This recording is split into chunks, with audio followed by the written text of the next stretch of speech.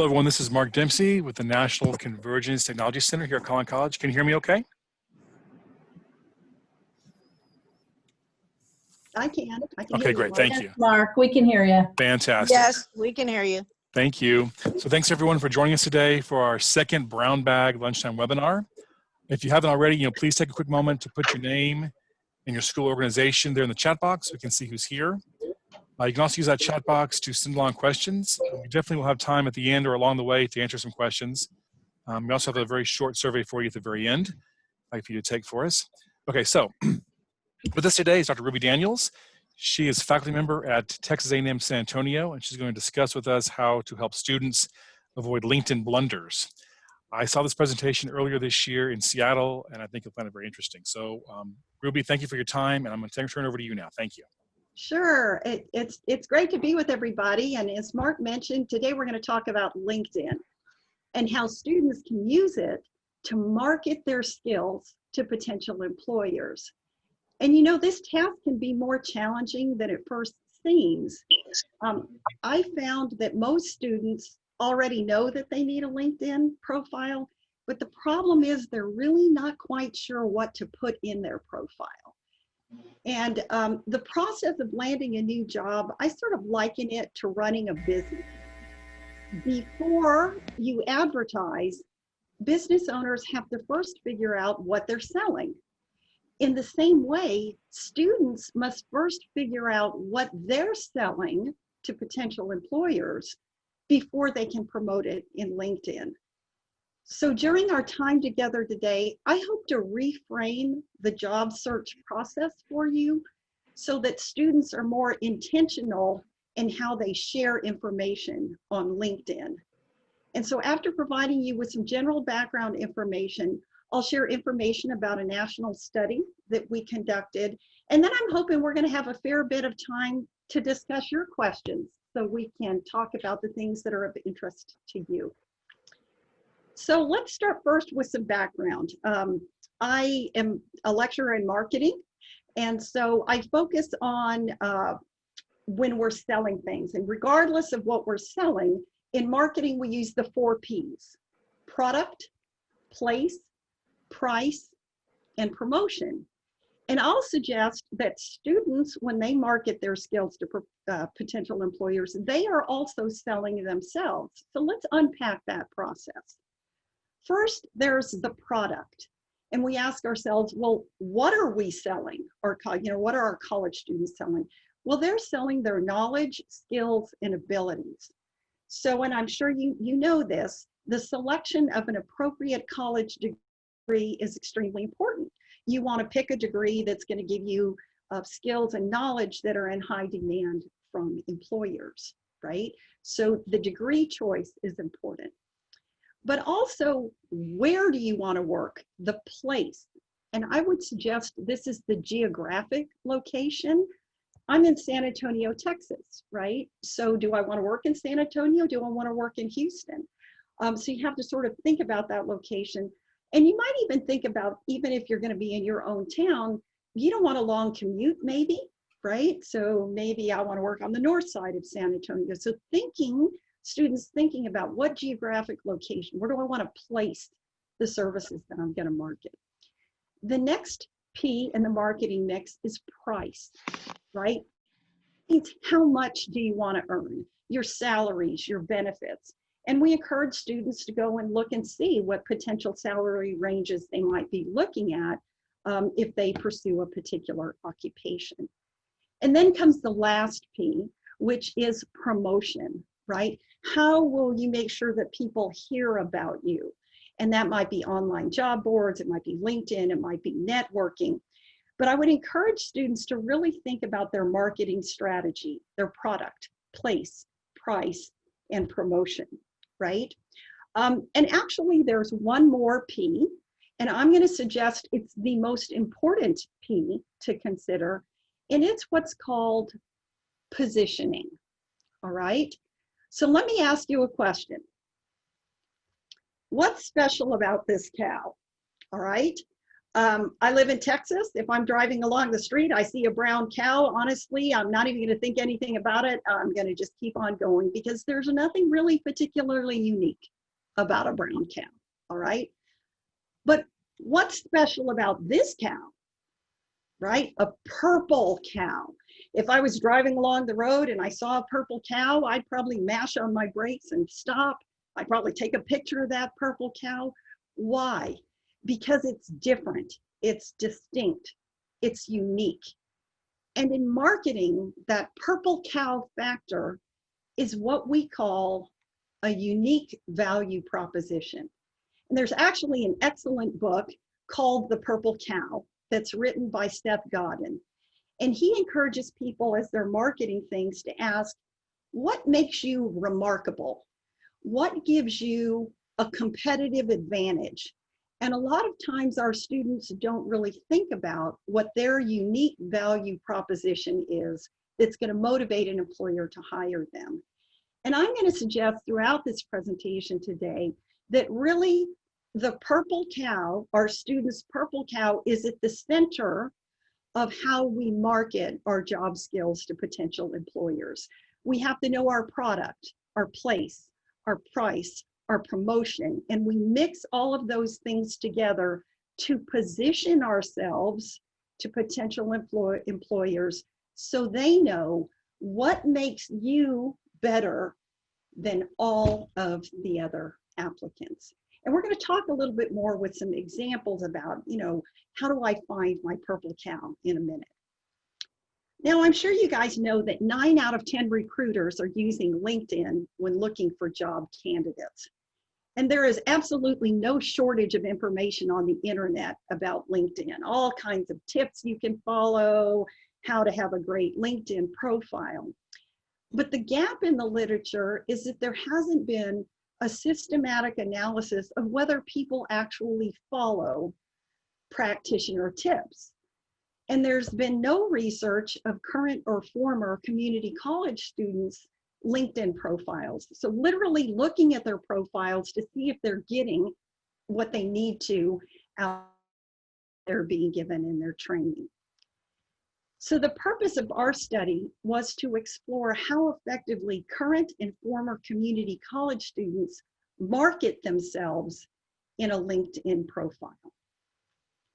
We had a mixed method study. Part of it was qualitative, and we actually explored the content of actual LinkedIn profiles, but we also quantitatively compared those profiles by employment status and also by community college size. So let's talk about the sample. We started with all of the community colleges in the United States, and then we randomly selected and stratified by school size, so small, medium, and large community colleges. We wanted them all to be represented. Then what we did is we selected every 5th profile from the community college until we had 2 profiles from people that were unemployed and 2 from people who were employed. Now, at this point, we found that a lot of the small community colleges didn't have big LinkedIn presence, and so we had to drop the small category because there weren't a lot of profiles that were available, but we did look at medium-sized and large community colleges.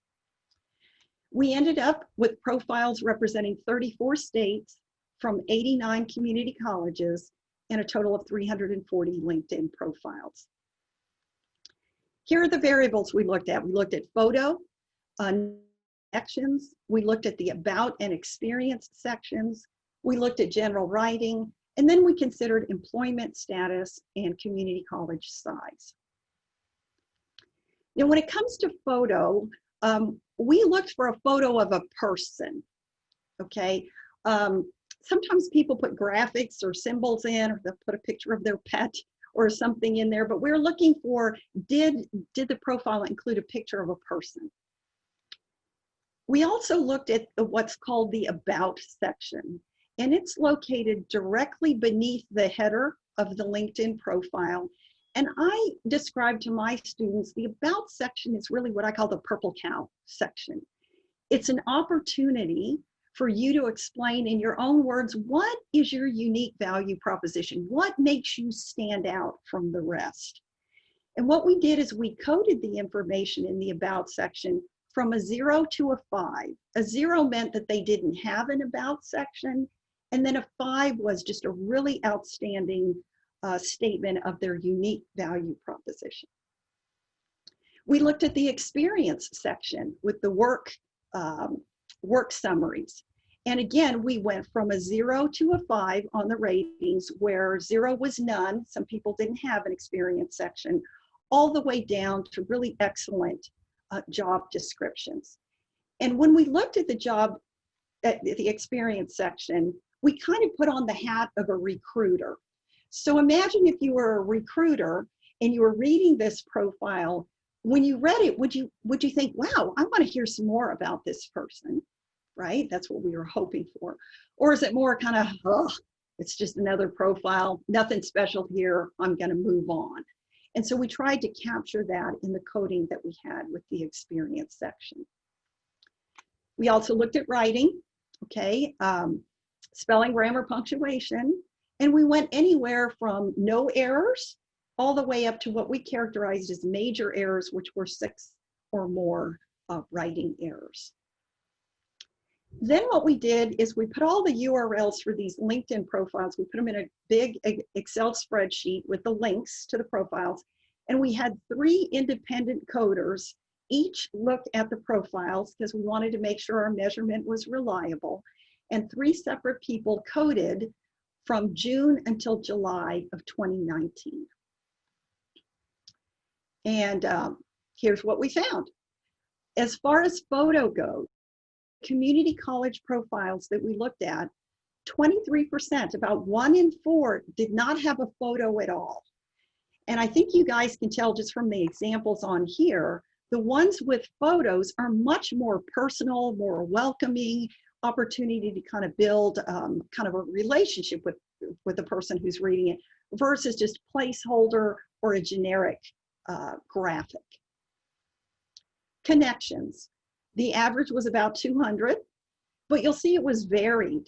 We had a whole bunch of students that had 500 or more, all the way to some that had 50 or less.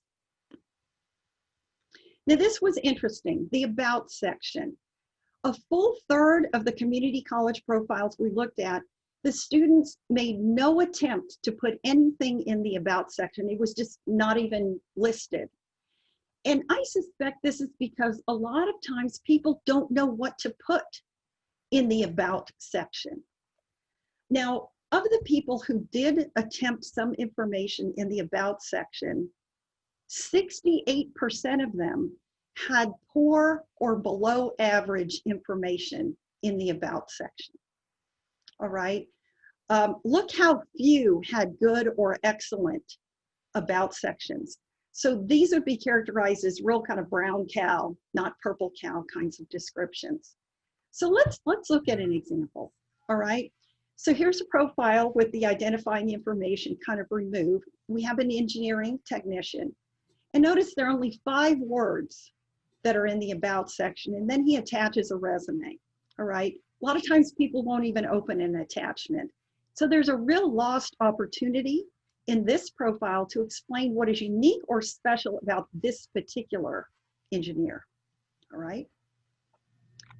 Now we had a similar pattern happen in terms of the experience section. 75% had poor or below average descriptions in the experience section. You know, I have this image of this recruiter that's kind of, you know, next.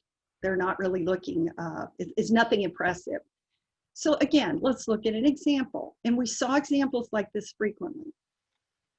Here we had someone who was in the Marine Corps, right? Lists the Marine Corps, but there's no explanation of what in particular was learned, what skills were developed. It's just in the Marine Corps and the amount of time.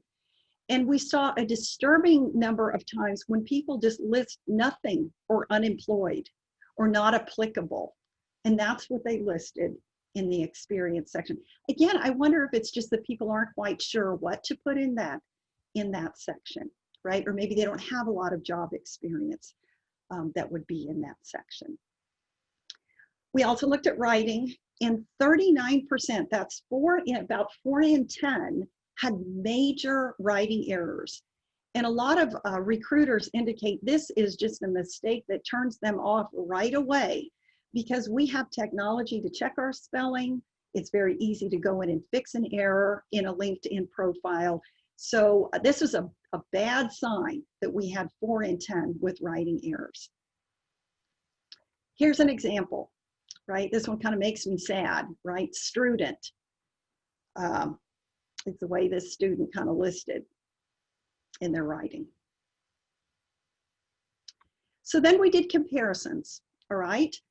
We looked at employment status, and we looked at the about sections, the purple cow sections. Based off employment status, who could distinguish themselves the most? And it was people who were employed or self-employed. They did the best job communicating a unique value proposition. And this really is unfortunate, because the people who are unemployed or seeking employment are the ones who most need to be able to differentiate themselves from the competition. We also found that employed individuals had the best writing scores, right? They hands down had the strongest writing scores. We also found that large community colleges had profiles with significantly lower writing scores. So students that went to the larger community colleges had more difficulty with the writing. Okay, so what should we take away from the study? So the first thing is, I wanted to share with you a best practices handout with your students, and I think Mark is going to put a copy of a PDF in the chat box for you guys. And we tried to make it user-friendly, right? It looks like a LinkedIn profile, but it's annotated with tips that we gathered from the study for best practices related to the photo, the about section, the experience section. And I can see that that's in the chat box. I'd encourage you guys to download that, and please feel free to use it. Share it with your students, provide it in your career centers to be able to help students just know what to put in each of the sections with some quick tips to help them. Also, the other big takeaway is to emphasize the importance of communicating a unique value proposition. What is the student's purple cow? What makes them stand out from the rest? And everyone has something distinctive and unique about them. Let me show you some examples. Okay, so this is an example of a bland value proposition that might be in an about section. For the last 10 years, I worked as a sales representative for a manufacturing company. It's like, okay, right? And I kind of have a picture of a brown cow there. It's like, okay, but compare that to a description that communicates a unique value proposition. Top performing sales representative with extensive experience selling products and services for manufacturing companies in the United States. Recognized as the leading salesperson for company XYZ. Earned an average customer satisfaction rating of 95%, right? So it's more distinctive, it's more specific, it's more memorable, it's more purple cow. Now, I understand a lot of times our students are just graduating with their degree, and they might have some difficulty identifying what their value proposition is. So I encourage you to use these kind of reflective questions to help you identify your purple cow or your student's purple cow. What skills, or even combination of skills, do you have that other applicants don't? When in the past were you the go-to person to solve a problem that other people could not fix? All right. And then the last question, the most important question, I want to really emphasize, this is the question we need to be able to answer to persuasively market on LinkedIn, is what is the one thing that you want potential employers to remember that makes you better than all of the other applicants? Because I'm going to suggest, if you don't know your purple cow, then potential employers aren't going to be able to see it either. So really sharply focus and define that, and then you're in a better position to start marketing. So just to kind of wrap it up, what I'm sharing with you is, that you have to think about your overall marketing strategy, not just LinkedIn. What are you selling through your product? What place are you planning to work? Where? Your price, your promotion. And then once you know those things, now you're better off. You're in a better position to be able to position yourself with potential employers and explain what makes you better than all of the other applicants. So that's what I have for you today. I have my contact information here. We are actually in the process of writing up the study's results for publication. So if you would like a copy of the results of the full paper and the recommendations, as soon as we get feedback from the peer reviewers, I am happy to share a copy with you. And so I'm going to go ahead and I'm going to stop sharing my screen. And I am happy to answer any questions that you guys might have. Thanks, Ruby. So we got one earlier about the picture. There's a question. Oh, Did you take sure. privacy settings into account? For example, this person's photo is only accessible to her third connections and her recruiters. Did you consider that with your picture research? So that was one thing in the study that was difficult for us to be able to do. And so we just sort of randomly picked every fifth profile, and then we went from there. So that might be another limitation of the study, right? But I have to share with you that the picture is first impression. And I mean, I would really encourage people, get a nice professional photograph and don't be shy about sharing it, right? It makes a stronger connection with people, would be my suggestion. Any other questions from anybody? You can use the chat box also. There's only 40 of us or so. So if you want to come off mute real quick and just ask it, verbally, that's okay too. Go right ahead. So here's a question. How many schools have photo shots taken at the campus? Does anybody have not just Ruby, but anybody, have any opinion on that?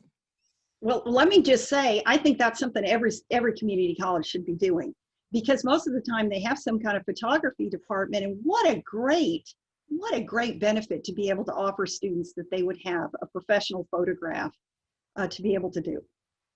They'd be awesome. So you will be sharing the slides with us? I believe that we are going to post a recording of the. Yeah, I think they also want a copy of the slides itself. Are you able to give us a PDF of just the presentation? Are you open? Sure, I can do that for sure. So do we have permission to share the presentation or the slides with our students? Sure, I'll send the PDF with you, and you're more than welcome to go ahead and share it with them. Thank you. Of course. There's also a question, I think, for everybody. Do faculty require their students to have a LinkedIn account? Is that something that you're pushing at your programs? Is that a requirement for your students? Anyone can answer that, I think. I know at A&M we encourage people to do it. We even have a class that we provide students with an opportunity to do it, but it's one of those things that sometimes it's difficult to enforce. How are you planning on sending the information? Are you going to email it to us, or is it going to be in somewhere? Are we going to get a link to it, or? Yes, I'll take care of that. I'll get the information from Ruby, and I will get out to everybody who RSVP'd is on the call now. Yeah, I'll take care of it. Thank you, Mark. Absolutely. Appreciate it. Yes, absolutely. I was checking the chat box, and I'm like, I don't see the PDF. So thank you. Well, and if I could mention one other thing that it's a question I get all the time is like when you have someone who is just straight out of school, maybe does not have a lot of job experience, what do they do? Because we don't want them to just list nothing or unemployed. And part of that is preparing before you graduate, right? Thinking about what your degree is, but looking for internships, looking for volunteer opportunities, looking for part-time work.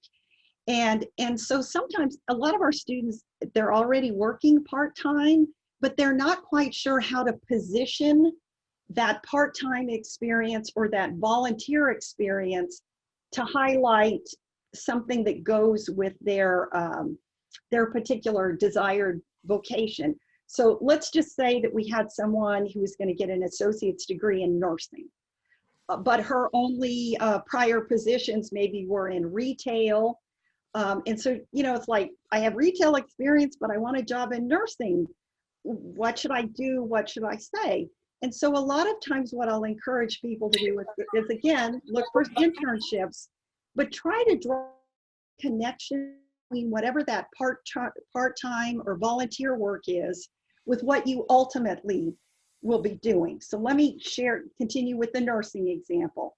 So if we had a nursing graduate, new graduate, who only had experience in retail, maybe in the job experience section, she might highlight that at her retail store, she assisted with the social distancing policies related to COVID-19, right? Or that, you know, so you sort of look for connections of experiences that you might have had in your part-time work that crosswalk over to experience for your desired position. And sometimes that's just that you're familiar with working with customers. You have strong team building skills. You have good communication skills, but you're going to want to be able to describe in your LinkedIn profile your experience that positions your experience for whatever job you're trying to get. Don't just assume that that potential employer is going to be able to connect the dots between how that experience might apply to the new field that you want to be able to move into. We have time for just one more question. There's a good one here in the chat box, kind of linked to what you were just saying. Sure. How do you teach students to be able to find the confidence to sell themselves on LinkedIn and interviews? How do you do that? Well, okay, so the first thing that I would say there is LinkedIn is sort of a safe environment for students to practice their selling skill, because those same people that are nervous with LinkedIn, boy, are they nervous going into an actual interview, right? So I think part of it is framing this as you're promoting yourself, right? It's not just that you're sharing factual information, but you are promoting yourself, and you have to put your best foot forward. My second suggestion is, boy, this is the time to leverage, you know, your friends, your family members, have them take a look at it. You know, those 3 questions on how to position yourself, you know, when were you the go-to person? What's the one thing you want people to remember? I would talk to your faculty members, your family, your friends, your supervisors with part-time work, and ask them, you know, how would you answer these questions about me, to get different perspectives, so that person who's not very confident gets some other ideas and maybe builds their confidence a little bit, so that they can have something substantive to put into their LinkedIn profile. I hope that helps them. Well, thank you for that. That was great. Our half hour is actually already over, went by fast. We put in the chat box there a survey link. So if you would just take a quick moment to answer those questions, only 3 or 4 questions, be great, great feedback for us. We'd appreciate it. I will get out to everybody a link to the recording. I will give you a copy of the PDF of the slide deck here, so you can have that as well. I'll send you the handout also, and I'll make sure you have Ruby's email address, because she's definitely willing to answer questions if you have any after the event. Definitely. I look forward to hearing from you. Thank you, Ruby, for your time and expertise. We appreciate it. You bet. And thank you, everyone. All right. Bye. Have a good afternoon. Okay, bye.